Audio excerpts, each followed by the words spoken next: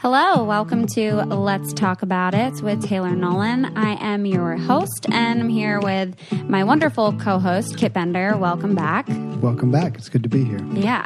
And in a few minutes, we're going to have Olivia join us, my neighbor, and also from previous season of Bachelor.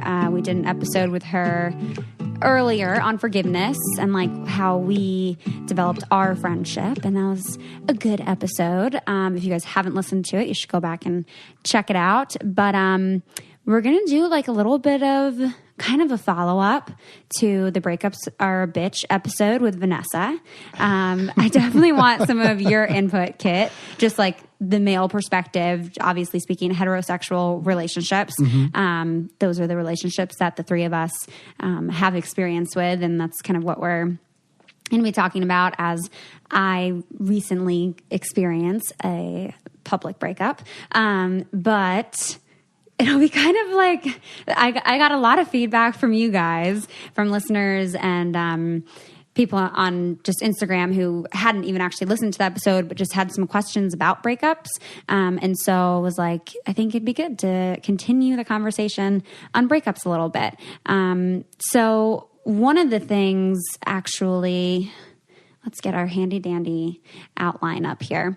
So one of the things that I struggled with this week was social media and breakups. Okay. Because your breakup is recent enough that there's still a lot of activity on social media that you can have access to if you choose. Mm-hmm. And yes. You chose.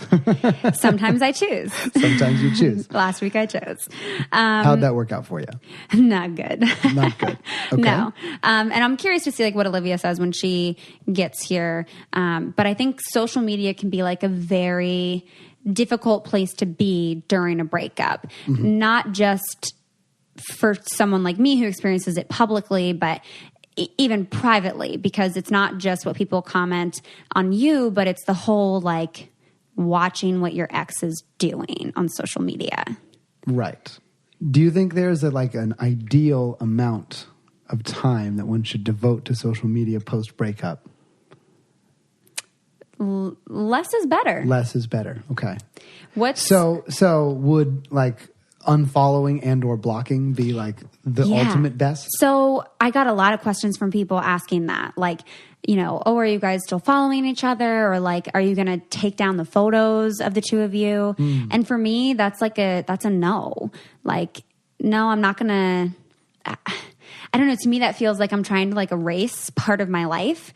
And I think certainly some people need that. They need that like boundary. And I'm curious. Olivia will get here soon. She's showering, but I'm going to say that I think maybe she would. She would take them down? I think maybe. Well, because I mean, the pro argument for taking down the photos is if you want to be able to move on and you want to be able to create a new life without being constantly reminded of that person. Or if you do want to go out and date and you don't want a bunch of photos of an ex. Yeah. But, you know, like there's another argument that says that's you. You have a past that was in a relationship and then wasn't in a relationship. And maybe it's better to keep that kind of thing out there and on the table, because if you can't talk about it, then I don't know.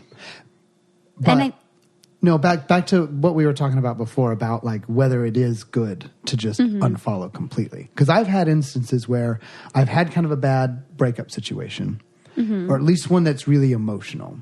Okay. And they was this the wife one that we talked about in the male domestic violence episode? Yes, and also another one. Okay. And in both of these cases, probably both, those were overall my most kind of hurtful, like emotional breakups. The one with the wife was stretched out over a long time, so a lot of that hurt. Like I repressed it for a long time, and it came out in other ways. And what social media was there back then, old man? There was Facebook. Facebook. Okay, that's what I'm thinking. That's what I'm thinking. MySpace. And no, this was after MySpace. Love you. I can't LinkedIn. I can't do it all. But okay, we had the Facebook. Friendspace. I don't know. What's the really, really old one? But in both of my like hardest breakups. Here she is. There's Olivia. Come on in, friends. You're jumping in a very interesting part of this conversation. Yeah. Join us. Hello. Hello. So we're talking about social media. Oof. Yeah. Post breakup. I love this. Okay. Do you take down your photos? No. Okay. Do you suggest that people would unfollow and or block? Yes. Yes. 100%. You unfollow? Yes. Immediately. Well, like 4 days later after I've sufficiently stalked them and then I realize my obsession is unhealthy. Yeah. Then I unfollow. Or then I block. And then you block. Yeah. You block them. Yeah. Depending on the terms of the breakup too. Yeah. So I was saying that in both of my kind of like both of my worst breakups, both of the people blocked me so that I couldn't go and stalk them at all. And I think it probably like hurt, like it stung right away because it was just, you're just overwhelmed with curiosity. Yeah. But overall, it was better to not have that temptation. Totally because agree. I think, if you have a dial of how much social media is appropriate, I think less is better. And if you can turn that dial all the way to 0, at least for a little while, that's probably best case scenario, even if you don't want to. And so they saved me having to make that choice. Yeah. Well, and it's like you think back to like breakups pre-social media, like how the process of that was very different because you didn't know what the person was doing and you didn't know how they were handling it. And part of what Vanessa and I talked about in the previous episode with breakups was like letting go of that control of how the other person handles the breakup. But with social media, the curiosity to know how they are handling it can certainly give you some answers, but also at times that's skewed. Yeah, it's completely skewed because they're on purpose putting their best foot, happy face forward. Yeah. Or just posting dumb stuff that makes you I always say in 2 weeks, it won't be. Yeah.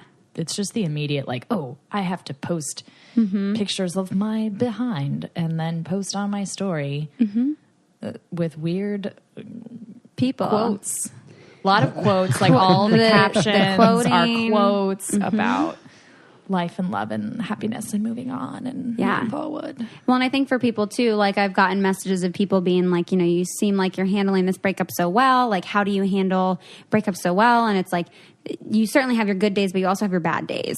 And those may not always be, displayed on social media, but I think it's important to like remember that. Like, certainly it depends on the terms of the breakup. Like if it's something that someone feels like relieved from and feels like this new sense of freedom and feels like happier with themselves and all of that, but there still is this loss that you have to grieve. Right. But you had an instance where you had a public breakup, but the breakup wasn't done publicly. The breakup happened before it was announced. Yeah. So you almost had like 2 phases. And you dealt with the grief in different ways. You dealt with different parts of the grief in different ways in those 2 phases. Yeah. So Definitely. And the other message that I got frequently was about people asking like, how do you know when to break up? Especially if you want to break up, but you don't necessarily have a reason. Yeah, so the message that I got, someone said, I think it would be great to do a podcast on knowing when a relationship isn't right anymore. I know a lot of my friends, and myself included, will stay in a relationship maybe longer than we should with the hope that it will work out, even when maybe it shouldn't.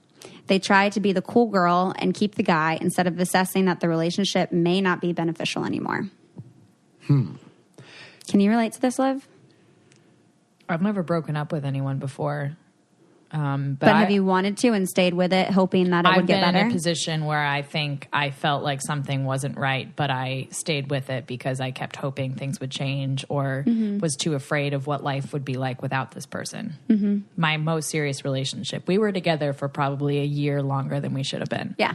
That's what I say too. The guy I was with the longest, I'm like a year and a half. We should have broken up. It was a before. long time of mutual resentment towards each other that ended up building up to the point where he actually broke up with me.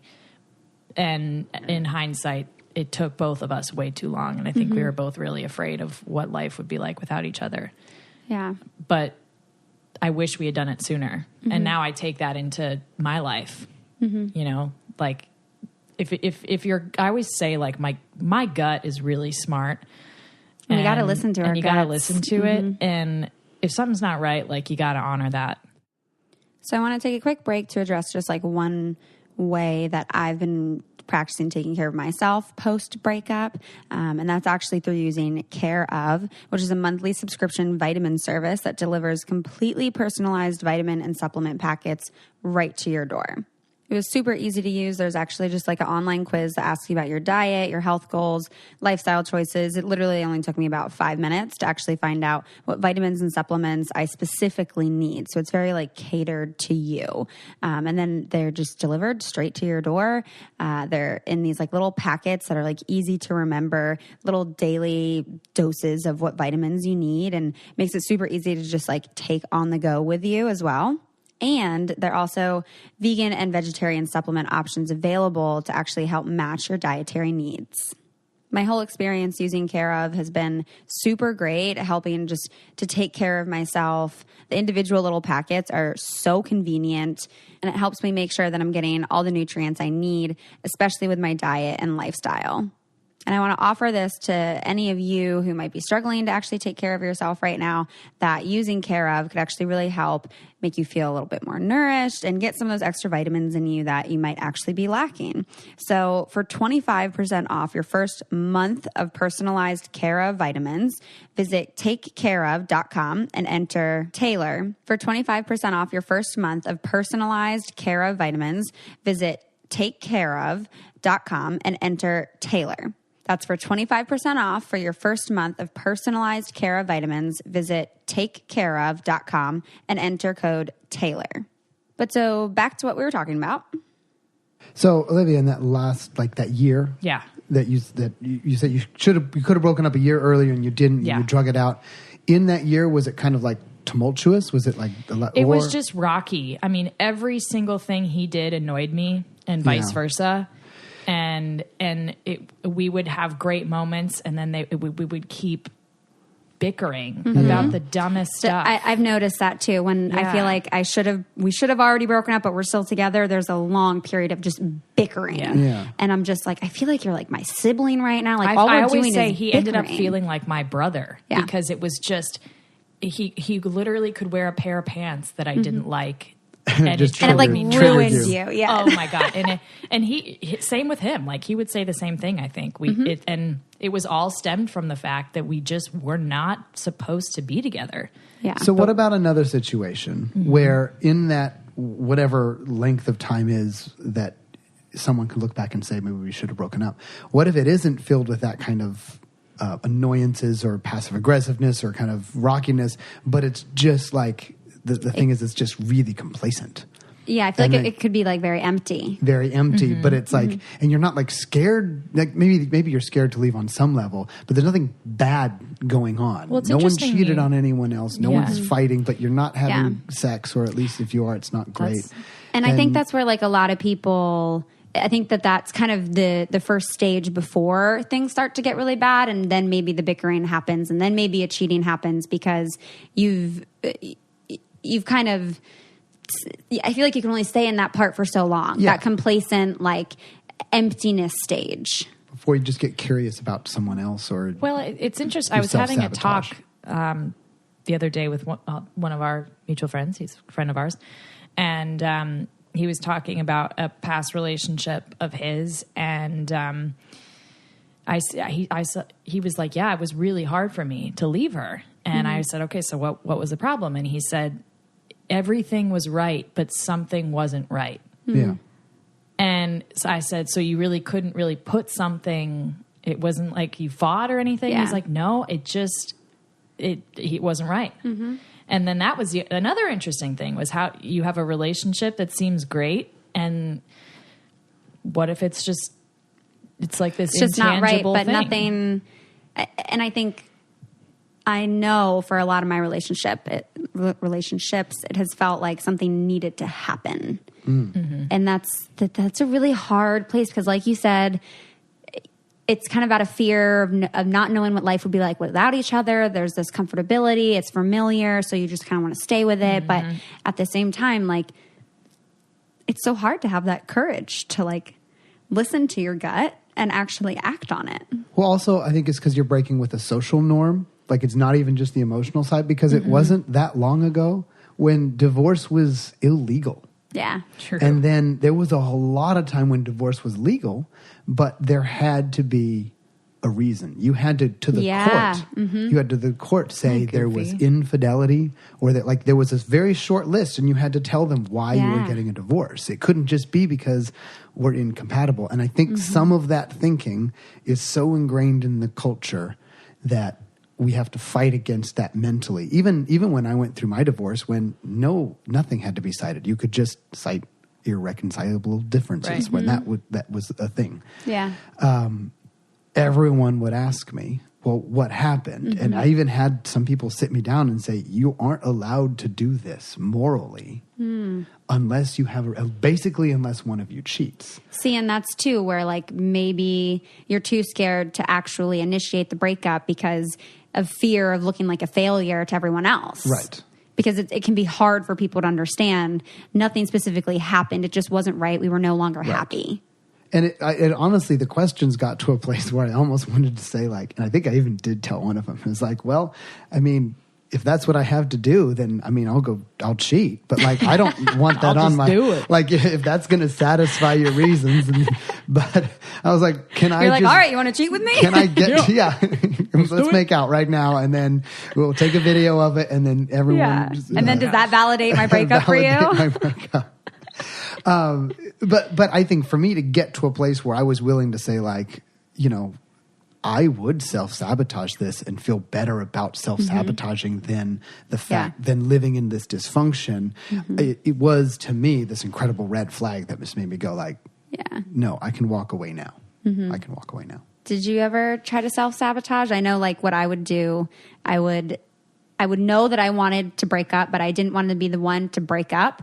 So I would then manipulate the other person to make them feel like it was their decision that we were breaking up, but then they'd be confused because I wasn't super emotional about it. But I was like, I've already processed this and I'm cool with it, but I'm making you think it's your decision because I felt too bad hurting your feelings breaking up with you. No, I've always just gotten dumped and never knew it was coming. I know. Never knew it was coming. We had a moment of silence for just the tragedy of that, I think.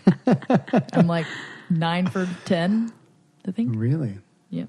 Like you've never felt like unhappy in a relationship and wanted to listen to your gut. I've only had one guy like want to be my boyfriend. And that boyfriend was the guy I dated for a few years, and we should have broken up long before we did. But I admit wholeheartedly I would have never left him. Yeah? No. How come? Because he was my best friend. Yeah. Kit's Sorry, signaling for something big else. He was my best friend, and he had a great penis. You know? No, he was my best friend, and he was the person I told everything to, and I hated that we couldn't get on the same page because we had great moments, and but I would have never left him because he was my literal like soul. And I think that's also a very difficult part of the breakup because you're not just mourning this loss of the romantic relationship, but also that this person was your go-to, your right hand. This was your best friend. It wasn't even mourning the romance. It was mostly just like every thought. I just wanted to message him and be like, so this dumb thing happened to me. And all of a sudden, the person that you put... to me, the weirdest part of breakups is the person that you tell everything to and the person who becomes everything all of a sudden becomes a stranger. And that's the part I hate, and that's where I try to hold on longer because I try to say, we're going to do this together. We're going to get through it together. Olivia's really like, oh, I know. But... And I it's think, not to say it can't happen. It's and with some people it can, and I have had those breakups. But I think too, it's very telling when you go through a breakup and you don't have that desire, and it doesn't feel like there's a loss of like, oh, this happened today, and I want to text them and tell them, and it's just like it's happening, and you don't even think about. Well, sometimes I want you to just text that can't person. force an amicable breakup to happen. You know, like not every breakup's going to work that way, and I've had people where I can reach out a week later and be like, what up? But then there's some where it's just some one or other party isn't capable at that point of. I think that part of the breakup though is it reveals how important it is to have a deeper like friend group and support structure 100%. so that you can, have when you want to send them a meme or you want to have that thought that you have someone to do it with as well. So many people I know scratch that got itch, boyfriend disease, as girls call it. And it was boyfriend, and things go wrong. And it's not that we don't care, but it's that, we kind of feel like, well, you basically dumped us to be with this guy 24/7. So now, so there's so many levels. And then when they break up, which we all knew would happen, right? Then we kind of want to be stubborn and be like, well, we were right. Take a minute to invite them back into Taco Tuesday or something. Taco Tuesdays. Yeah. Thai Tuesdays. I'm ordering Thai as we speak. So perfect. Keep going. Thai Monday. I think you were just saying it can't always be amicable. I hate that word. Amicable. It's a hard one. Difficult. Yeah. But I did get a message from someone where they were completely blindsided by the breakup and didn't know it was coming. And so they felt very caught off guard. And that was really, really hard for her to process. And I don't think I've ever experienced a breakup that I didn't already know was coming.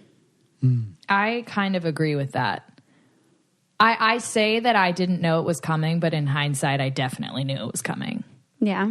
I think some people in the moment are like, wait, what? Mm-hmm. What just happened? Like the time and the place of it, right? The actuality of it hit you, and it was that felt like a blind side. Yeah. But deep down, I just think the gut is like the smartest. It's not an organ, but it's smart as heck. And I don't even feel like the gut is actually our physical gut. Is it a physical? It's not our actual the actual stomach. gut is an organ, and is it an organ? It's powerful. My too. organ is, and I think everyone's gut is a very strong organ. And even if it's not red flag, it knows. Yeah. And you can only kind of avoid it. And then once the kind of newness of the breakup wears off, I would love to hear from someone who thought, wow, I still just never thought that was coming. Yeah. I feel like that would be incredibly difficult to process. And I would probably definitely really want to hold on to that because you had no clue it was coming. Yeah. I mean, to kind of bring in Bachelor here, not that I really consider it a breakup, and I don't know if you do, Olivia. Whatever. Liv. I was going to go with Liv and then Ollie. Olive. Sure, works for me. Have you ever gone by Ollie? Now. Okay, Ollie. Ollie. Now I have. It's dumb as hell, but for you, I'll take it. Oh, I had a dog named Oliver, and he was called Ollie. He was You can amazing. Call me anything, I lost him in and a divorce. I will love every bit of it. You were saying? I was saying that the only breakup, quote unquote, that I would consider caught off guard would be on The Bachelor. And I don't know if you consider if you knew that was going to happen for you. And again, I don't look at it as a real breakup because I didn't even actually have a relationship with him. But I didn't think that I was going to be rejected in that way. I didn't think that I was going to be rejected by Ben the day that I was. Mm-hmm. But looking back at it, we never had. I would have been sent home.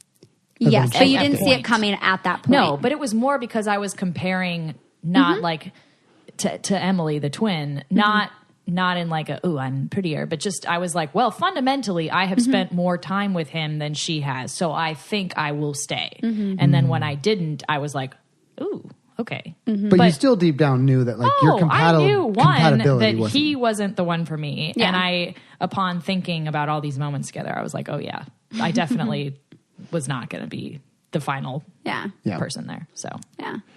Is that how you felt, that you knew you weren't going to get all the way, but you didn't know exactly when it would happen? I definitely thought I was going to be there longer because he had said really good, nice things about me. And I felt like we were starting to develop a little bit of a connection, and I was starting to get excited about it. Yeah. But I also felt like it was very obvious that he had a very strong connection with Vanessa, and Vanessa and I are very much alike. And so to me, that I had a feeling, I was like, okay, it was obvious that it was going to be her, but also the fact that we are so much alike, I would think I would be around a little bit longer. Not top two, not like that, but I was definitely wouldn't be going on a home on a 2-on-1. So I didn't think I would have made it much farther, but I definitely didn't see it coming when it did. I stopped like with my producer after they left, and I was like, is this a joke? Right. I was just like in shock. I was like, wait, did that really just happen? Yeah. But I mean, that maybe like what our brain does in all these situations, because we're always trying to plan in some way for the future. And so we've got this building out scenarios. Yeah. All of us do this in some way when we're with someone. And then when and part of that includes getting through that stuff, at least, or, so you're not going to, I think, ever go straight into the date with like, this is it, I'm done. Yeah. Like your brain is on purpose trying to say like, I should be here for whatever. Have you been blindsided by a breakup? So in any actual like longer term relationship I've had, I've always been the one to break up with them. Any kind of blindsides would have been from people that you were like dating. Yeah. Like I went on a few dates with them, and maybe I thought it was going really well. And then they just disappear or something like that. Oh, the disappearing could do an entire episode on the disappearing act. We could. And ghosting. Oh, it's a classic. Well, that's why for me, it's hard to even say that I've had like X amount of breakup, because the majority of my experiences in the last 5 years have been just like the fade out, the breadcrumb, the ghost. There's so many different forms of the breakup. Yeah. So I want to talk a little bit about dating post a big breakup. Oof. Yeah. Oof. What was, I remember hearing at some point a rule that there was a certain amount of time that you should spend post breakup before you're ready for another relationship. Do you remember what period of time? I think it was half the amount of time. That's what I heard too. Yeah. Yes. So like in a year-long relationship, 6 months is a good rule of thumb. Yeah. Well, what's always like the big thing for me to process are like the anniversaries of things. Like, earlier in just last week, 2 days ago, was when Derek and I left Paradise and he had came to Seattle. That was like the anniversary of like this time last year, I was showing Derek Seattle. Right. And even just going through all of those like little anniversaries of things that happened, like usually for like a whole year, I'm like, oh, this was when this was happening. And I just like take a second to like sit with that and reflect on like, whoa, that's where I was. And now I'm here. So is it different when you're doing that, you're getting triggered with those memories, but then you're with someone new? I think it could be, yes. I think it could be tricky. I think allowing the space to process those is very important. And I know, like, even with several clients that I worked with, anniversaries of things was a big thing. So I could see where, at least half the time that you were in the relationship is a good time to, like, spend solo before getting into something new, because it gives you a chance to, like, process those things. But I think, I don't know. I don't think I've ever been single for a whole year. Sorry. So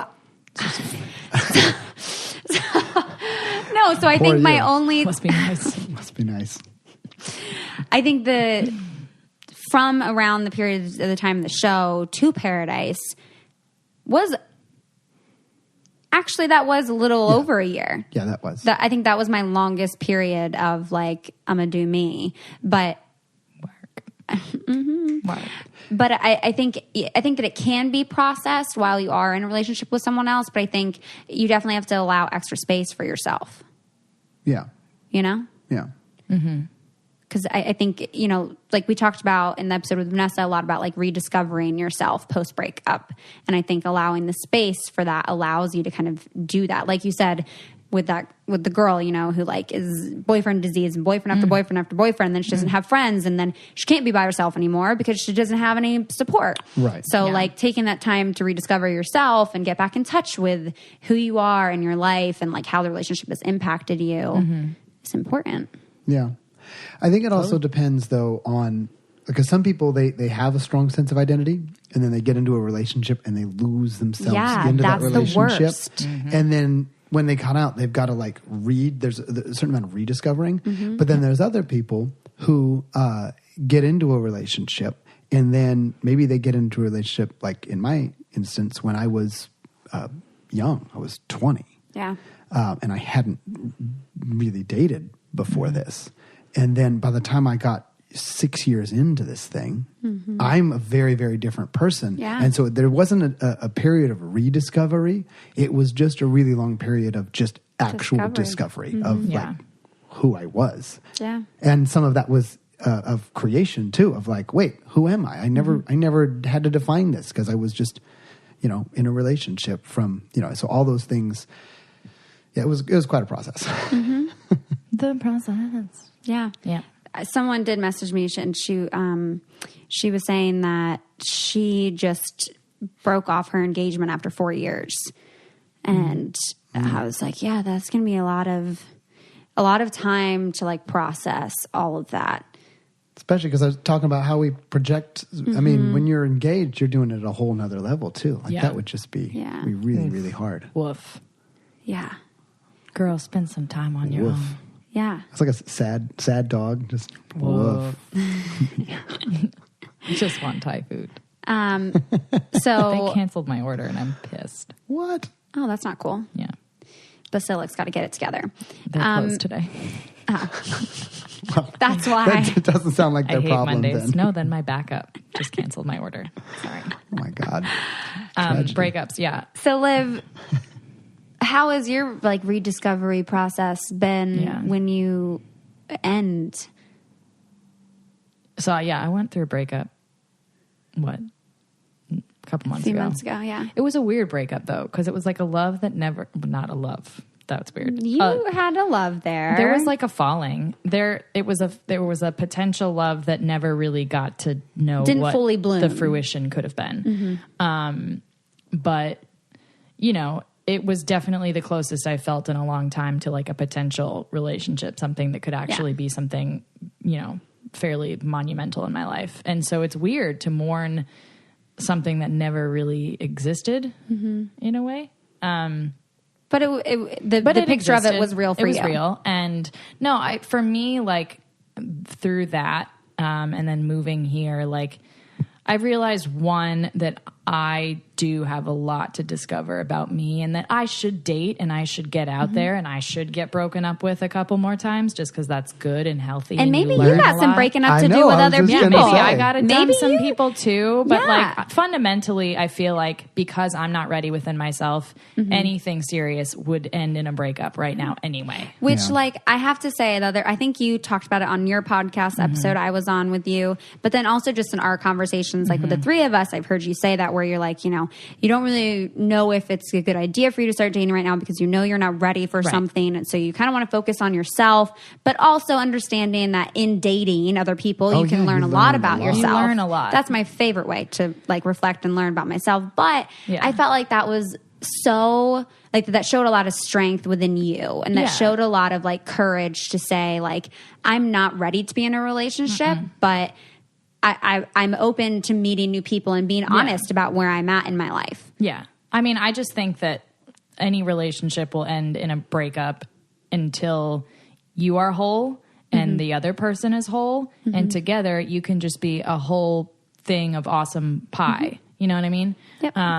And himself too, like he's not whole either. So either way it would have ended in how the way it did. But for me, like I'm trying to get to a place where I don't think of breakups as this horrible thing.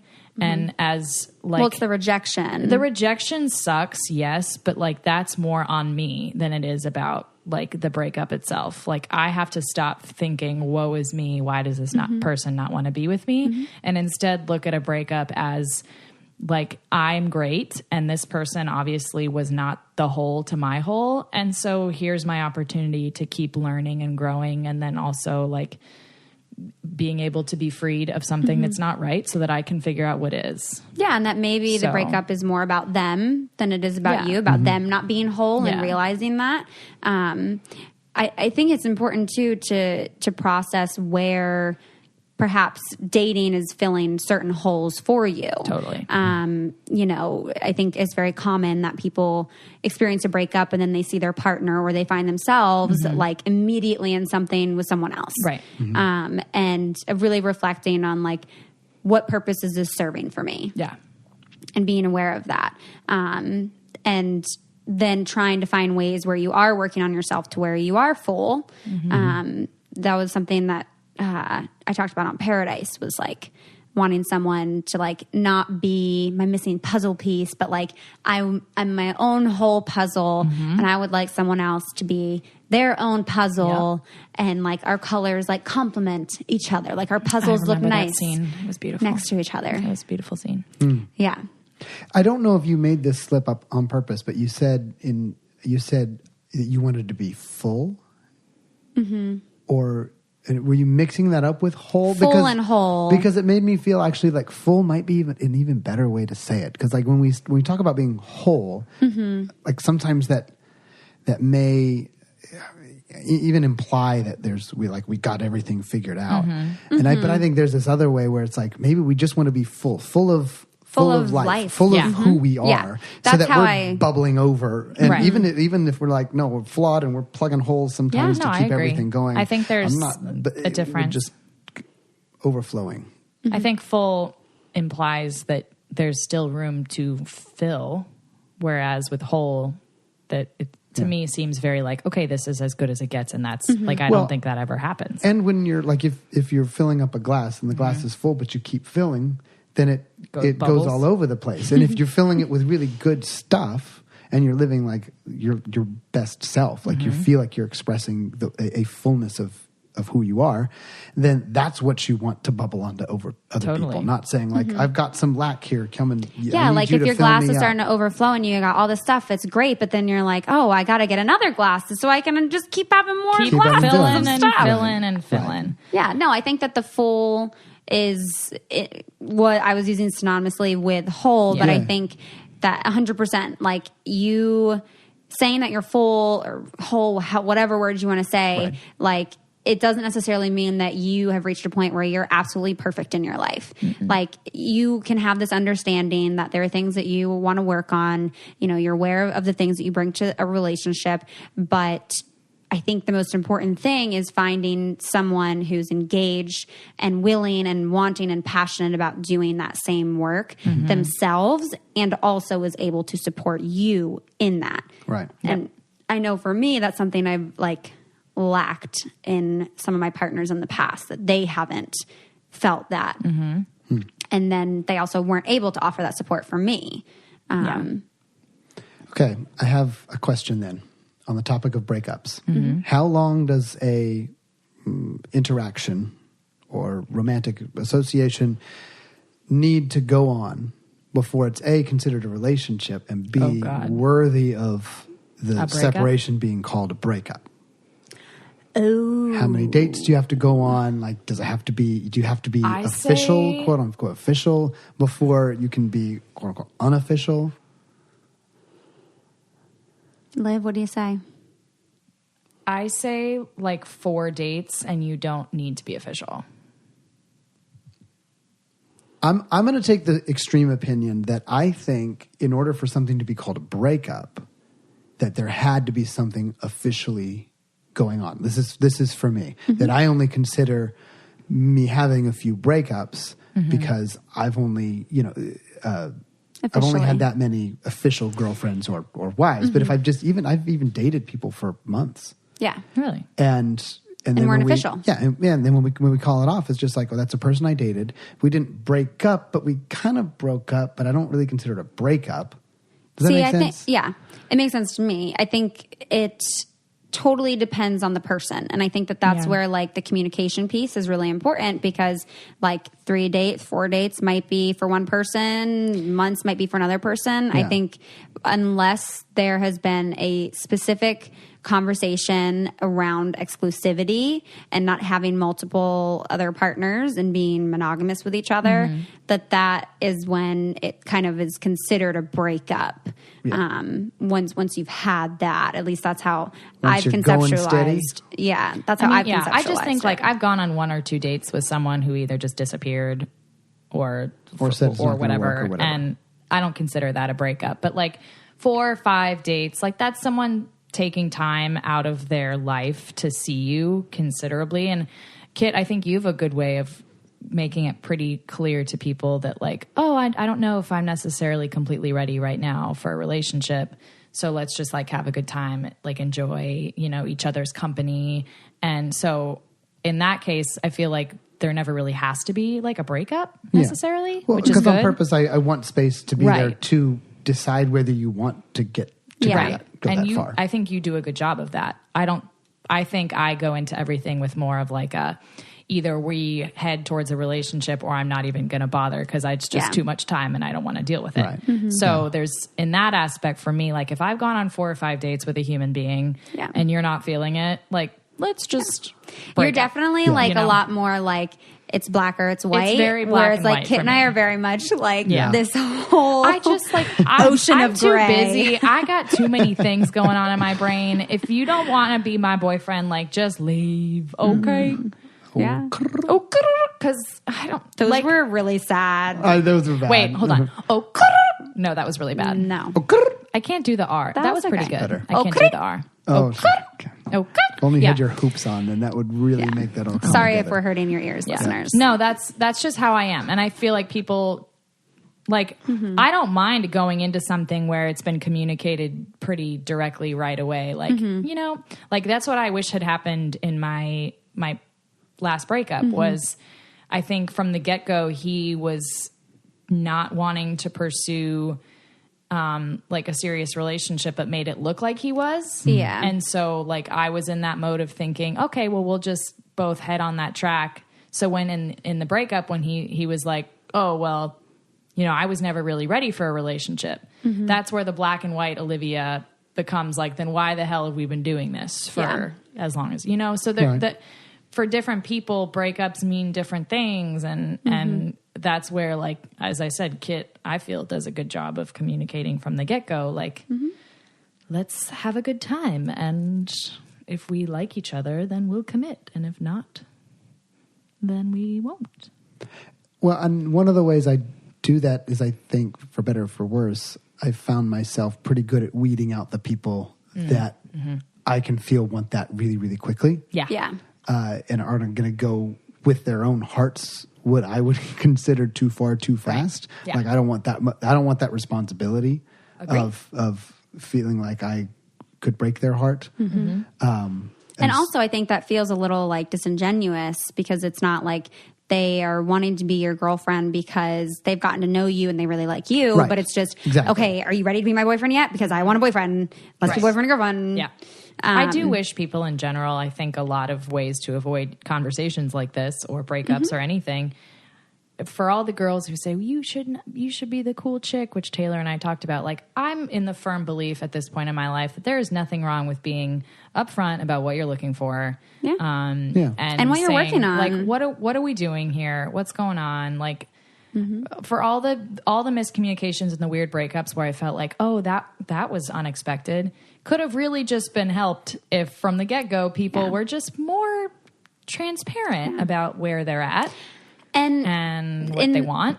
You guys met Leah, who was in town, and she was on last week's episode and briefly touched on her breakup situation. But one of the things that she reflected on from that relationship was like not speaking her truth. And looking back and being like, there were all these things I wanted to say and I didn't because I was scared I was going to hurt the other person. But like all that did was actually hurt me because then I walked away from the relationship with all these things that I wasn't able to say. And I think you're 100% right, Liv, that like we need to actually speak up about these things. And I think when you're with someone or when you find someone who will listen to that and respect it, that's my thing. Because I've been in relationships where I have spoken up and it has not been respected. And that's really difficult. But You still got to do it, and then just I think you still need to speak it and stick by it and assert your boundaries. But one thing before we like semi wrap up, I do want to get into, because I know people have asked this question and I'm sure you've answered it before already, but people are always like very curious about what dating looks like post show. Kit? Kit? What do you have to say? What show was I on? Jeez, I've been on so many. Sorry, which Kit. which show do you want me to talk about? All your shows. I've encountered 2 experiences post show, and one is the thought that I should date someone from the show because it would be easier. Mm-hmm. And False. in that respect, no. Because I've dated 2 people from the show, and I use the word dated lightly because what we've talked about. Because it was a light dating. It was a light dating, weird, whatever. It's not easier because all you end up talking about is the show, and there's all these like weird, it's just weird. It doesn't make a lot of sense. So then what's the experience going was outside the show? So outside the show, there is that irrational fear, and it has come true a few times where someone, either watched you or knew about you or, just, I always say on a first date, like, I hope you didn't Google me. Yeah. Because most people do. I'm going on a date with someone, I Google them. You've at least and looked up their Instagram. Their LinkedIn, and it's a lovely job, and there's no like arrest records. Great. Right. But for me, you Google me, and it's a damn nightmare. Villain, bitch, horrible person. Yeah. So it's been weird post show, and I've learned, and I speak my truth now, and I go into any potential relationship with this firm belief that like I want someone, 1, who has literally 0 social media presence whatsoever. And 2, just a normal knows dude. I was on the show, knows about it, doesn't care, doesn't watch, doesn't know. Yeah. Super ideal. Yeah. I think that's just what I've learned post show. Yeah, I think I agree with you. The dating on the show, I mean, the first few days in Paradise, that was definitely the case. It was like all people wanted to talk about was the show. And that was one of the reasons why Derek and I kind of clicked, because it was like, oh, it's like a real conversation. Like, I don't feel like I'm just talking to someone who was on the show. This is really nice. Yeah. But I think one of the things that makes it difficult about dating other people from the show too is that oftentimes you get wrapped up into a bubble of the show. And then your whole life, especially being in the relationship, like is about the show or is surrounding the show. Literally my nightmare. And that can be a lot because, I mean, it changes your life in a lot of ways and you have a lot of things to process about who you are. But I think your second concern, totally. Like, I remember being in Paradise and I was like, Derek, no, like, you're not going to want to date me once you see like what people have to say about me. Like, once you like Google me, you know, like people are going to be mean to you, like, and you're not going to want to have anything to do with me. And like, that's really hard. Like, that's really fucking hurtful and like hard to wrap your head around. But now it's a very different thing because now if someone Googles me, it's like this proposal and all this stuff. And like it kind of explaining your life to someone post show is a weird, scary thing to do. I mean, I'm only in like the beginning stages of doing that, but it's like really uncomfortable. There's a lot of fears around it. And I think it can be like that even for someone who wasn't on a TV show of getting back into dating post breakup and feeling like, you know, oh, I had this really serious relationship and it's over now. And, you know, I'm going to be sharing that with someone new. And I think that can be a totally normal thing. I still have this firm belief, and I totally understand that fear, and I feel it / have felt it. But I understand that the right person for you will get it. Will know your past, and you talk about it. And like I went on a date with this guy last week who knew who I was. Well, can we just share how he knew? Oh, well, his friend, because I think it's a good story. Well, his guy friend's wife DM'd me and was like, here's photos of this guy. Out of the blue? Out of the blue. I listened to your podcast and I think you guys would be a great match. And I've shown him your photo. He didn't know who you were. He didn't find you on Instagram. He just saw a picture and I told him a little bit about you. And she told him from the not necessarily from The Bachelor. She said she's super open about mental health. She's a female empowerment, like connoisseur. Just kidding. But he brought it up, and at first I was kind of alarmed because I was like, yeah, you're like, oh, here we go. We're going to talk about the show. Like, he said, so tell me about your mental health and tell me about like that experience. And I brought it, I talked about it, and it wasn't like judgmental. It was, and I'm not saying he's my husband. I'm not saying we're going to date for 10 years, but like you're saying there he was are listening dating to you. experiences where you won't feel judged. And every time that happens, it'll make you feel more at ease with being vulnerable about all the things on the show, what comes from the show. And like, everyone has a history, and yeah, like it is weird to explain. I was once engaged. That is a little weird, but like we've all heard stuff on dates where we've been like, oh, yeah, interesting. I mean, I dated someone for a minute who had a son, and when I found out, I was like, probably the same way someone would, react to your past. And yeah. I just believe that the right people, right person, because I don't know if there's ever like one right person for you, but we'll just get it, and you can talk about it and not feel like ashamed of it. Yeah. And I think it's just this like uncomfortable step of vulnerability to get over. And I know, at least reflecting on my own personal experiences, that first bit into it is like very uncomfortable and very scary. Weird. It's like a high level of vulnerability. So many great stories. This is the fun part. I mean, no, I enjoyed the said experiences, and I think that dating post a breakup can be a huge part of the rediscovery process for yourself. And I think like you can definitely look at it as like this really scary thing that like you don't know if you should do, blah blah blah. But you can also look at it as like this exciting thing, like. Leah and I were listening to Liz Phair, Why Can't I? And one of the lyrics in the song, do you guys remember that? Can you give us a little... So. You should sing a little bit of it. A little tune? The song. Why can't I breathe whenever I think about you? Oh, that was a banger. But she says, isn't this the best part of breaking up? Someone else you can't get enough of. So true. The best way to get sometimes over it's someone an is itch to get under someone into else. the sack with another person. Sometimes, it's an itch you're going to scratch, going to take a while for this sack to hatch, something. But the rhythmic. Love. Love. But no, I think that there can be really exciting things ahead of you if you can be open to the vulnerability of it. Yeah. But again, I think pre that, it's important to allow that space for yourself. Yourself but up. also like figure yourself out and take the opportunity for every breakup to lead you closer to the right thing and know that to you and to lead closer to being in touch with yourself, with a full so version that when of you're yourself. whole, you'll know that when it's the right thing, and there won't be any more breakups. It'll just be. I mean, there could still be. But hopefully, like, we're trying to be optimistic here.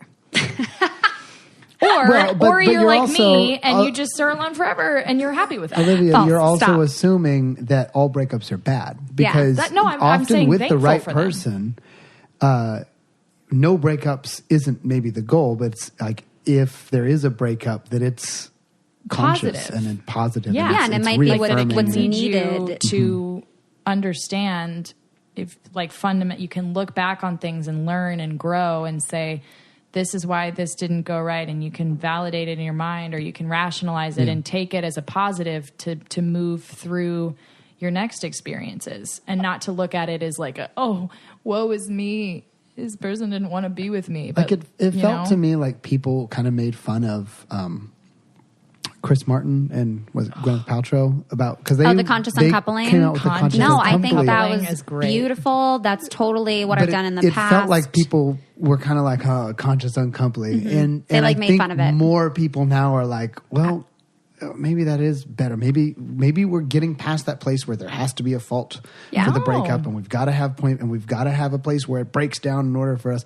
But maybe we're also getting to that's leading to where we can say it's better for our hearts, it's better for our kids, it's better for our time and our sanity. I literally just talked about that in the car yesterday. Conscious uncoupling. Yes. We were listening to Coldplay, and we were like, so that conscious uncoupling. Yeah. And it's like, It's legendary. I almost considered having this episode be focused around conscious uncoupling, but Vanessa and I talked about it a good amount in our episode. We touched on it a little bit in this one too, but I think it's never wonderful. Consciously uncoupled, but that's my goal. Yeah, no, I would would like for you to someone that you both just know. I would love for you to experience that, and both of you might not even know, but you get to the point of acceptance of saying, yeah, this is what is needed right now. And even if I didn't know it was coming, or even if I would love for it to be different, even if I would wish things could have worked out, I still know that I have so much love for you. I have so much like appreciation for the love that we did share, the romantic love and the friendship love that we shared. And I respect you like to the utmost amount, and like Taylor wish nothing just but the loves best. The unconscious coupling. I She strives for it. I do, because I think we have so much love to give. And I think like we either do things out of love or we do things out of fear. And oftentimes with breakups, I feel like it's out of fear because we're trying to protect ourselves. We're trying to like, I know we talked about in the forgiveness episode where sometimes, you know, you want to lash back out, and all of that is out of fear. And sometimes you're afraid of hurting the other person, so you hold things in. And sometimes press you're them down. afraid of the unknown, afraid of the rejection. But I think if we can act like out of love and be like, you know, this isn't what I wanted for us, but like, I still love you, and I still would love to be in your life in some way. And I still think you're a wonderful person. Like, I think that can be a really slippery slope that we go down in breakups out of fear, is where we start to picture this person as just being this terrible, terrible person. And like, they were so bad. And you just look at all the negative, but it's like, no, you were with that person for a reason. Amen, sister. Because you really loved them. No. And like, and that's okay. That was the most wonderfully put, eloquent. I mean, I was still going, but I'm done now. Oh, sorry. No, you were taking us to church. We were just I'm sorry. like, I went to hallelujah. church too early, but I was really It's okay. the gospel. The conscious uncoupling minister has taken the podium. It's good stuff. I hope you guys look into it a little bit more for those of you going through breakups, and even for those of you not, because it could come in handy one of these days. For those of you who feel like you probably should, and you're a little scared. Yeah. I want to definitely put out there for listeners to not forget and like to put yourself out there to your social support this week, at least to like make a conscious effort to do that, whether you're in a relationship or not, because I just think it's so important in terms of like filling our lives with good things and that support and that connectedness. You know, if you're going through a breakup, if you just got out of one, if your last breakup was years ago, to like reach out to have that connection in your life. I think that's wise. And if you're in a relationship and you haven't seen your friends in a week, make plans that don't involve your significant other. Yeah. And if you That's need to your block challenge for someone, the week. Do it. block someone. Yeah. If Do you're it for overly you. curious, do it for you. Do it Because for the you. other person will probably be grateful for it anyway. Your friends will be grateful too, because you're not talking about whether they watched this or didn't watch that, or what they posted, or what they're how they're Kit. reinventing themselves. I'm Is just that- saying. is that Kit. a jab? How they're I'm just saying. reintroducing They're themselves. reintroducing Oh, hey themselves. guys, peace and love. Shots. Peace and love. We're not going to go Fired. salt. Shots were not fired just now. No I'm- one even It's all knows what love. we're referring to. I'm not saying It's that all I've love. experienced this. I'm just saying, do it for your friends. Yeah. It's I can't believe we just ended on such salt. it's all love. It's okay for there to be a little bit of salt, but regardless, it still is love. You know, it's understanding. It's letting things know. Yes. It's knowing that things are out of your control, and just allowing people the freedom to handle things however they're going to handle things. Amen. Hey, man. Take me Awesome. to church. Thanks for coming over and chatting with us. Sorry about your Thai food. I'm Yeah. still trying to You're still find trying? No one. We're going to figure out this Thai situation. I'm going to have to walk to Bantai. What the episode that I did with you is out, right? Yeah. Okay. Sorry, I was busy last week and I never promoted Yeah, it because you I didn't suck. send it to me. Taylor. Sorry, Taylor was on my podcast last week and it was Yeah. good. So you should listen to it. We talked about Some inappropriate Some- things, a lot of actually. It was inappropriate a things. much different version of me than what's on people this enjoyed podcast. it though. They really did. Yeah. And ironically, I got so many comments about the Owl. the staircase, Mm-hmm. and about the Enneagram. Okay, Enneagram. Enneagram, yeah. Enneagram. Which will likely be in the next episode or 3, a follow-up episode from the episode with Brandy, the Cool Girl episode. We touched on Enneagrams a little bit, but now I have some new discoveries, and I want Kit to also share would like his. to do one about me. Because I like myself. No, Yeah, no. Someone messaged me. You beat me to Someone it. messaged We'll do me another and said, threesome. like, you're a 4. That sucks. Now I want to really get into the 4. We'll do Yeah. another like threesome pod Yeah. about Enneagram. So we're 6/2, 4, 9. She won't admit that she's just a 6. I'm a 6.2. Okay. I'm a 4, and that sucks. Apparently, It doesn't suck. You're just. Life is it's a little lot. harder. It's a lot. It's a little harder for me. It's okay. We'll talk about it next time. Next time. Talk about it. Thanks, guys, for listening. Please leave us reviews on iTunes, and you can shoot us emails at ask.letstalkaboutit@gmail.com. And you can also find us on Instagram at Let's Talk About It _podcast. Thanks so much. We'll talk to you next time.